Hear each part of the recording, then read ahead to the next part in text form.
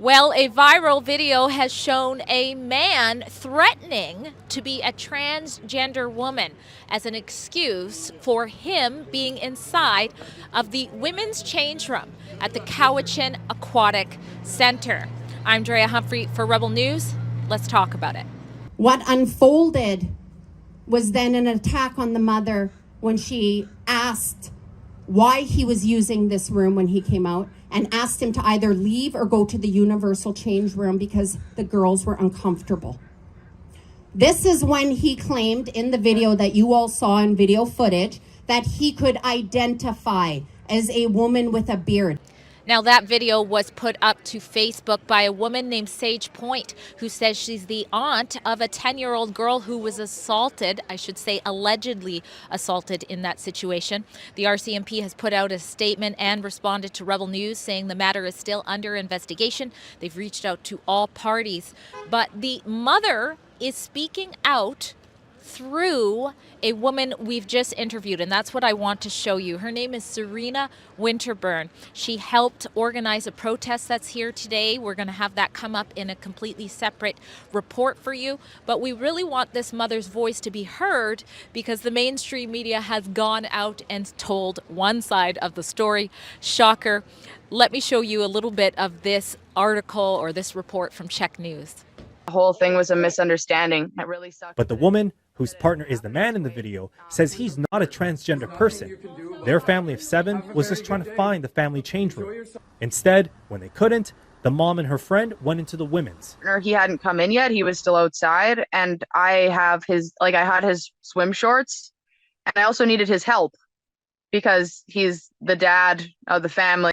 Now, I reached out to that dad, who goes by Natus Butler, to get more clarity on their family's side of the story.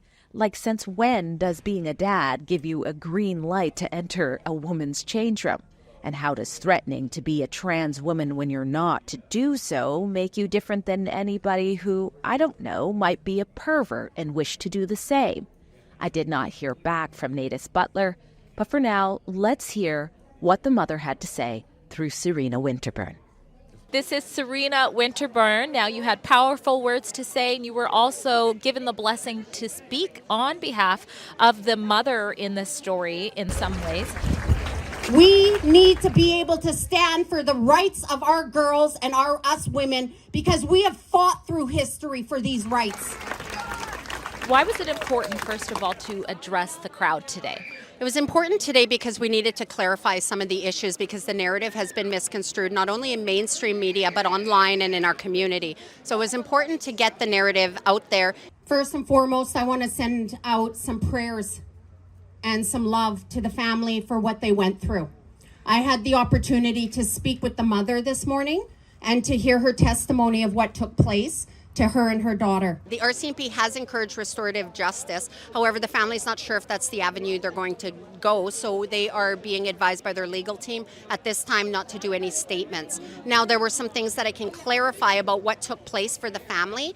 First off, the 2 girls that were in the change room in question were both 10 years old. The mother and the cousin were waiting in the lobby because the girls were both in a women's change room, not a universal change room, a women's washroom, and so they felt their children were safe. However, they saw multiple families come out. It was their observation that they seemed flustered. They watched one family go to the desk and put in a complaint. Then their daughters came out, and when the daughters came out, they had shared with their family that they felt extremely uncomfortable. They chose not to continue changing and getting ready because they were in full view of a man and they didn't feel comfortable undressing in front of him. The family then came out, so it was 2 women and a man with multiple children, and the mother then went to go confront them respectfully and say, why is there a man in the change room? This made my children uncomfortable. The first thing they said was that they weren't aware where the universal change room was.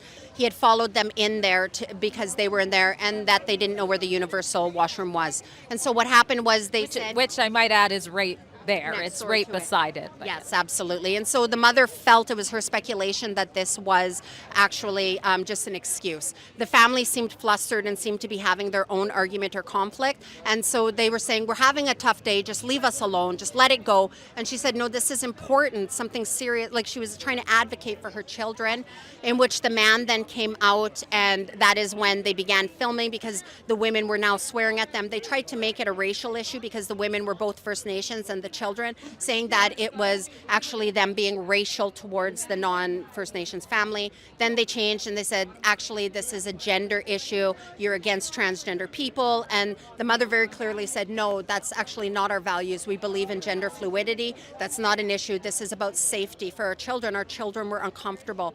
This is when the man then began identifying, saying that, well, I could identify as a woman with a beard and there is nothing you can do about it. That is also then when the mother was taping, because she was uncomfortable because the women had previously swore at her and seemed aggressive.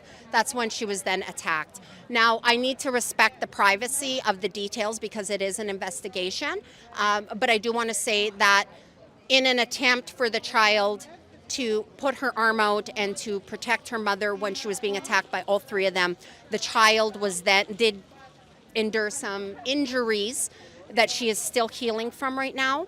And it was that situation which then pushed this confrontation over the edge. this all sounds horrific. It's important to know a lot of what's said is allegations. It's under investigation.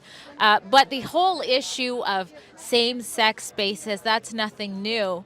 And what were your thoughts when you heard this man who, according to Czech News and according to his partner, doesn't identify as a transgender woman? What were your thoughts for him saying, I can be a bearded woman and do whatever I want? I could identify as a lady with a beard. There's nothing you can do about that. I felt that this set us back. As women, we have been fighting for hundreds, if not thousands of years, not only to be women, not only to have our voices, not only to be able to advocate for our own bodily autonomy, but for our safety, our security, our privacy, and our dignity. And so that was an assault on all of those things. And so for me, that's why it was so important to give voice here, not just to these children, not just to these women, but to all women. Because when we have men coming into our spaces and utilizing this as a loophole to perpetrate and feel entitled that they can come into women's spaces and erode our sense of safety, our sense of dignity, our sense of protection and privacy, we have an issue that is setting us back hundreds of years.